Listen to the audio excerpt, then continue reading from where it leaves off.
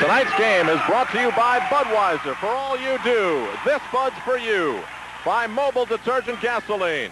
It treats dirt like dirt. By Toyota, who reminds you that it's a good feeling to buckle up for safety. And by Levi's Jeans, cords, and shirts for quality and style you can count on.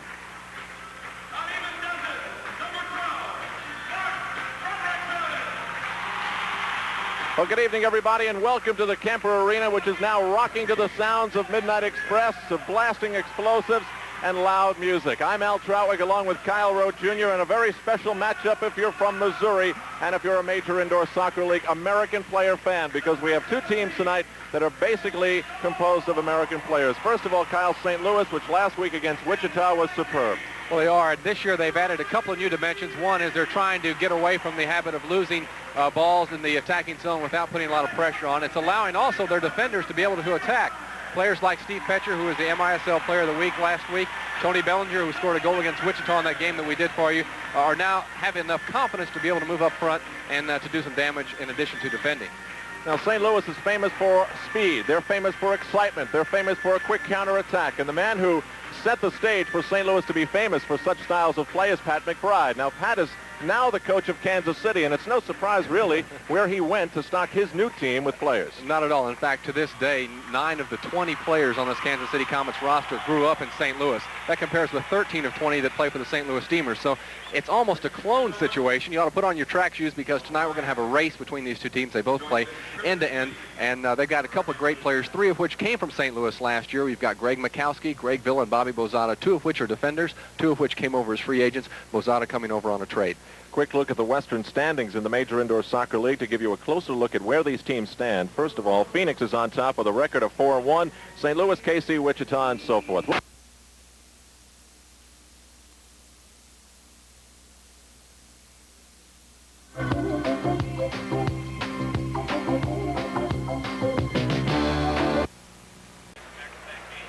Kemper Arena just about sold out for tonight's Major Indoor Soccer League contest on USA. It'll be the Kansas City Comets wearing their home blue uniforms against the St. Louis Steamers wearing their road whites. Kansas City played last night in Cleveland and lost 6-3, while St. Louis, as it said in the St. Louis Globe-Democrat, lost as usual to Steve Jungle and the New York Arrows Friday night, 4-3, when Jungle scored the winner. Actually, it was put in by Slobo Ilievsky after he made a save and inadvertently knocked it into the net. So for St. Louis, again, the same song, just upteenth verse, as that loss 4-3 now puts St. Louis in a 2-2 record situation in the Western Division, and for an unusual situation finds himself in second place now. Here we go, and they start the music early. Tony Glavin for St. Louis has the ball tackled away by Tim Clark, number 3 of Kansas City. Number 4 is Greg Mikowski, the former Steamer, playing against his old team for the first time in regular. 7:18 to go in quarter number 1. No score. Steamers 2-2. The Kansas City Comets 2-3. Bad foul by Greg Villa, his former teammate. 5 former St. Louis Steamers on this Kansas City Comets squad, and as we told you at the opening, 3 arrivals this year. Ty Keogh on the kick in, 3 feet from the boards. Fired by Rose, and it's in the net. Perhaps the payday was screened, and perhaps he just misplayed it. But the Pearl, Carl Rose, makes it 1-0 St. Louis. Carl Rose, his first goal on the year. And I believe the ball went between the legs of Bobby Bozada, number 15 for Kansas City. As DePayday, historically, very, very good goalkeeper with a low goals against average. And had he not been screened, would easily have had that save. 7:53 the time of the goal. And Enzo DePayday feels like he is in a game. Frank Villa. Now Gazonas, but Kansas City can't get open. Can't get the penetration. They got the ball in the corner, but they had to dump it into the corner. There's a good pass. Intercepted by Jeff Cacciatore. Cacciatore with a nifty ball control move now for Sammy Bick. Bick fires, deflected in front. Anderson coming straight out of the box, setting up a situation for St. Louis as he came quickly within 5 seconds coming out of the box, found himself in the key. and deflected the ball inside. So we see it again quickly. There's Sammy Bick on the ball. He gets the ball inside. Ian Anderson, who has really not been one of the starting two lines this year. Anderson, who last year was the player coach and has played in this league each year, gets his first goal of the year for the St. Louis Steamers, his first goal of his career for St. Louis as well. Anderson from Bick at 11:42, and it was not a shorthanded goal. The penalty had just expired, obviously, because Anderson was the one in the box. In the opening quarter of play, Anatol Popovich, a New Yorker. Artie Wachter, the other referee. Mark Fredrickson gives it away to Ty Keogh, and he just knocks it out of his zone. Bob Bozada back, sending it out. Steve Petcher will intercept, and Petcher just lost it, sent it up to the crowd. 42 seconds left to go in the opening quarter. Petcher already this year with 4 goals and 3 assists. No doubt is not going to be shy about shooting, as he is second on the St. Louis Steamers in scoring. Don Ebert first with 5 goals and 3 assists. Here comes those Kansas City Comets. This is Greg Villa. Here's a change, trying to let Villa bring the ball up and see if man-to-man marking of St. Louis would be changed, but no, Petcher went all the way out with him. It's like letting a center in basketball try to bring the ball down the court if he's a good dribbler. St. Louis is going to stay man-to-man all over the court. Steamers trying to draw Kansas City out of their defensive third with 10 seconds left to go. They were also probably trying to catch a breath and let this clock run out. Griffiths, 1 second. Buzzer sounds here at Kemper Arena. And a frustrating quarter of play for the Kansas City Comets, because the Steamers struck once and then they struck again. End of the first quarter. The St. Louis Steamers 2 and the Kansas City Comets nothing. Second quarter is coming up from the beautiful Kemper Arena in Kansas City, where many Kansas City Comet fans find themselves in seats tonight watching their Kansas City Comets fall behind the St. Louis Steamers 2-0. They'll put their logos any place on their body. And great marketing plan being done here by the Lewicki brothers as we look at Pat McBride, the coach of these Kansas City Comets. McBride undefeated in coaching the Western Division All-Stars while he's with St. Louis. In fact, the upset really probably of the All-Star Series, as the Eastern Division has yet to win an All-Star game. McBride, the first American player ever to sign a professional contract in the North American Soccer League in 1967, and went on to play, I think, something like 65 times for the U.S. national team. So Pat McBride is not a new face to soccer by any means. Again, in indoor soccer, the home team kicking off the second and fourth quarters, and in this case, naturally, here in Kansas City, it'll be the Comets. Stuart Lee and Billy Gazonis over the ball. We do have a familiar Major Indoor Soccer League face standing next to us working on the headset with Pat McBride. That's Emilio John, and Emilio just said Kansas City is running, but they're getting outrun, and they're getting caught on the counterattack from St. Louis, and that is, of course, what Pat McBride is trying to counter. He's probably going to try to match speed with speed as best he can, Kyle, and hope for the best. That was the last question that I asked him before he went into the locker room, and he said, we know no other way to play. We're not good enough at anything else to try it. So they are going to try to match speed with speed, but they're talking about the Masters with St. Louis. Many players who was left without a team when the Portland Timbers folded. Kansas City picked them up just prior to the season as a free agent. And I believe has already scored 4 goals in this young season. Bozada forced all the way back by Don Ebert. The Steamers look to be in great shape. They really seem to be in top physical condition, because against Wichita they never let up. They just ran for the entire 60 minutes. Here they go again, 4-on-2 right now, St. Louis. Bick with Ebert down low, back for Bick. He fires, and a save by DePayne and a goal by Cacciatore.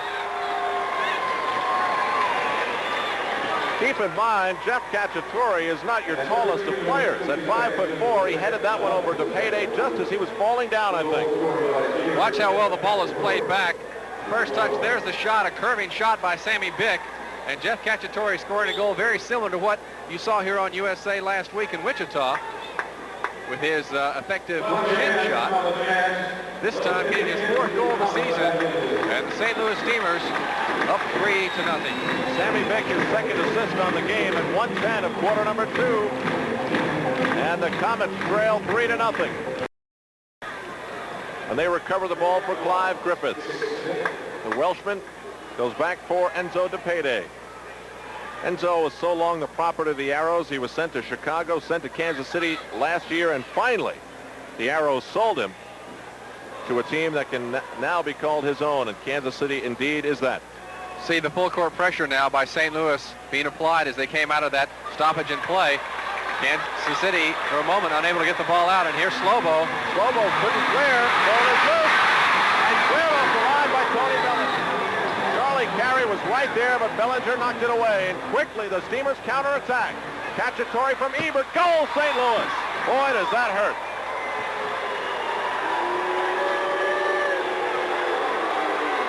I don't know how many times we'll say it during the telecast tonight, but the St. Louis Steamers have devastating speed. The transition from the save by Ilievsky and the barrage on the other end to that goal by Cacciatore certainly was less than 10 seconds as Cacciatore coming out of the box on the exchange as players on the fly. Got a tremendous pass from Don Ebert. Ebert one-on-one had a good chance for his own shot on his left foot and unselfishly passed the ball over to Cacciatore. Goal number 5 on the year for Cacciatore with the assist to Don Ebert. Ebert gets the assist, and if they did give out 2 assists in the MISL, Slobo Ilievsky would get 1. He had 2 last week. Another reason why he's so valuable to his Steamers team. Timeout on the field with 11:12 remaining in the second quarter. The St. Louis Steamers lead the Kansas City Comets 4-0, much to the chagrin of the quiet fans at Kemper Arena. Stutter stepped. Petcher, Glavin, now Bellinger. Ahead for Ebert. Steamers one touch it around. Bellinger moves to the corner for Stremlau. He tried to cross. The shot was deflected. Kick save by DePede. Out for Petcher.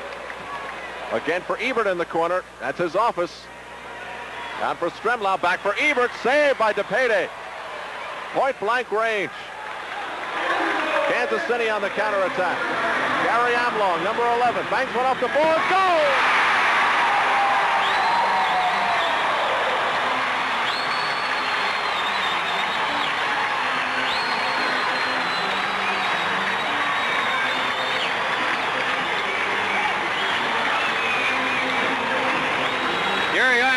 On the receiving end of that long pass, plays the ball cleanly off the MISL sign to Elson Seal.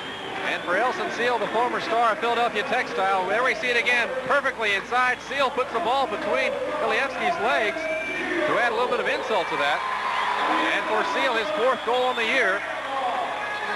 As Pat McBride is having some type of discussion with Tim Clark, who hasn't been on the field recently for Kansas City. A long shot by Stuart Lee had a downward curve. It was a lot more difficult to judge than as might have appeared. 4-1 now. Steamers still lead. Johnny Hayes racing into the Kansas City zone. Petcher up into the crowd. Petcher going a little bit too fast as Hayes looking for someone to get the ball to. When they are under pressure, able to dump the ball into midfield so that a 3-line pass does not occur and possession doesn't revert back to their opponent. But in this case, the smart play. 20 seconds to go with Greg Villa working on Tony Bellinger. Slobo rifles it out for Ian Anderson. The Scotsman's in hot pursuit. So is Clive Griffiths of Kansas City. Anderson pulls it back. There's 4 seconds to go. Cacciatore will not be able to get there in time. And the buzzer sounds at Kemper Arena. Time for Pat McBride and the Kansas City Comets to talk things over, because after 30 minutes of indoor soccer on USA, it is the St. Louis Steamers 4 and the Kansas City Comets 1. Our halftime activities. Capacity crowd as the St. Louis Steamers known for their big crowd. For the Kansas City Comets, 3 sellouts prior to this game, and it looks like another close one. Well, it certainly is the success story of the week here in the Major Indoor Soccer League, where what they call hot winter nights are proving to be the refuge for the folks of Kansas City to come in out of the cold, which it is outside, and enjoy indoor soccer. The fabulous marketing effort of Tim Leiweke and Tracy Leiweke is certainly the talk of the league. And now we're keeping an eye on Tracy Leiweke and Todd Leiweke, who are now engineering the New York Arrows at the Nassau Coliseum in Uniondale. So we'll see what all those brothers can put together for this year in the Major Indoor Soccer League. Certainly, they have given a lot of folks a lot to cheer about, and she is no exception. We're getting set for the third quarter. It is the Steamers 4 and the Kansas City Comets 1.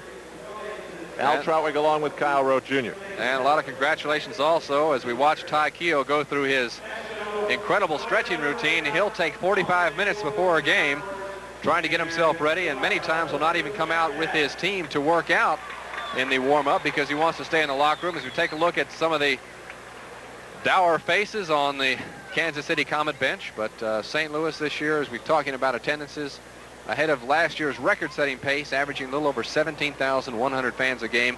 Congratulations to Mike Sanger and Ben and all the good people up there in St. Louis. The man in the center of the picture on that Kansas City bench was the effervescent coach of this KC team, Pat McBride. And McBride is thinking 3 goals right now as we move underway into the third quarter. Petcher, Keogh, along with Bellinger, Hayes, and Glavin for St. Louis in the white. Timmy Clark, Mikowski, Fredrickson, Villa, and Ilmaz Orhan for Kansas City. Enzo makes the first touch on the ball as we're underway in quarter number 3.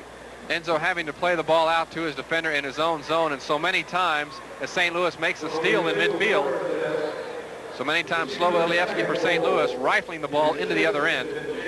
Hayes bangs one off the MISL logo. Timmy Clark is there to knock it back for DePayday, but a collision between DePayday and Bellinger. Again, here's the short play out, and DePayday now trying to get a long pass off the ball, touched by Hayes. They won, and also in that overtime win for New York, Dragan Simic scoring with 3:30 in overtime. An unlikely hero for the New York Arrows. Stuart Lee firing wide. And it's in.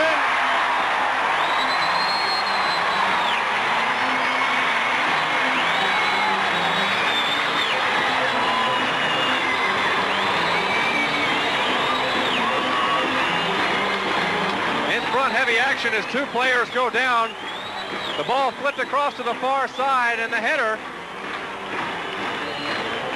Here we see it again, the ball beating 3 defenders to the far side, and an unusual sight in indoor soccer. Stuart Lee with the goal.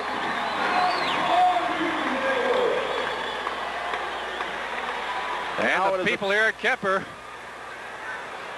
now back from a 4-goal deficit to just 2. And now it's a 2. Here's Villa. He couldn't get the shot away. Everyone jumped to their feet here in the arena. They thought that was going to be the chance. St. Louis players on their way for another fast break. As they are here again, there's the pass. It'll be a 3-line pass. But they left Carl Rose alone, and Rose unable to clear the ball. Sammy Vick was the intended receiver. With 5 seconds left, Kansas City trying to put pressure on. You see DePayday out at the midfield line. And the ball hits the scoreboard as the third quarter comes to a conclusion. We've got 1 quarter to play at the Kemper Arena in Kansas City. The St. Louis Steamers 4 and the Kansas City Comets 2. 15 minutes to go. As a good crowd at Kemper Arena in Kansas City looks on, it's the St. Louis Steamers 4, the Kansas City Comets 2, with just 15 minutes left to play.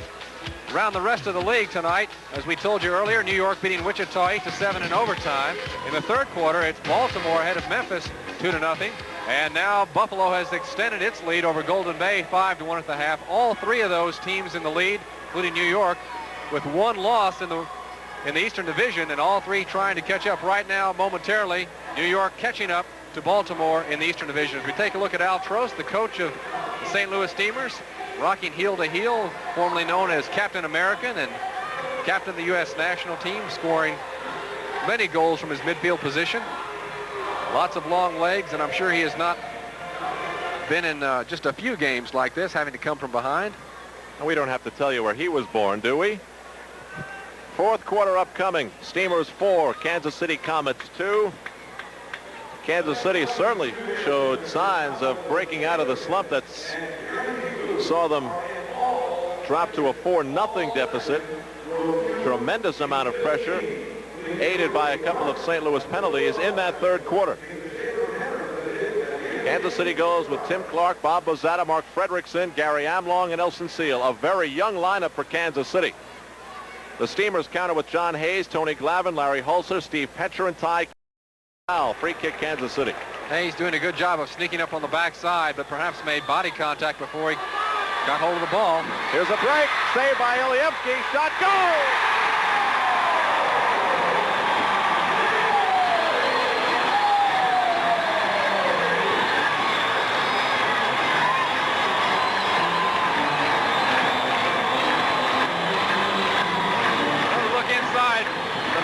Shot taken in front, and then Bobby Bozada, number 15 from St. Louis, former St. Louis Steamer, takes the rebound as Ilievsky made one save, unable to corral the save. Bob Bozada's first goal as a Kansas City Comet from Stuart Lee, who also has a goal in the game at 8:50. Jubilation in Kansas City. Their team has fought a long, hard battle here, and they've come to within one goal. It's 4-3 with 6:01 to go. Stuart Lee able to do something that very few Kansas City players have tonight. He was able to get behind the St. Louis Steamer defense. The initial pass that split the St. Louis defense must have been a great one. And then the good follow-up by Bobby Bozada. That one amazingly stayed in play. The payday stayed right with it and sends it out for to look like a giveaway at a bank there for a little while. But the two officials decide to send two players off, Ian Anderson and Stuart Lee. And for Anderson, a mandatory yellow card. It's his second offense in the game. Ebert spinning, couldn't get a shot off. Whistle stops play, and a free kick for St. Louis in a very dangerous spot for Kansas City. It will be a direct free kick as well, meaning the ball can go directly into the goal without having to touch another player, as Ebert was tripped by Mikowski. Comets will set up the wall. They must be 10 feet away from the ball. It looks as though Jeff Cacciatore will take it, or at least he'll start things. Petcher is to his right. Bellinger, here's Petcher, firing, just missing. Loose in front, goal for St. Louis. Enzo de Pede pleading for something. But it is a goal for the Steamers.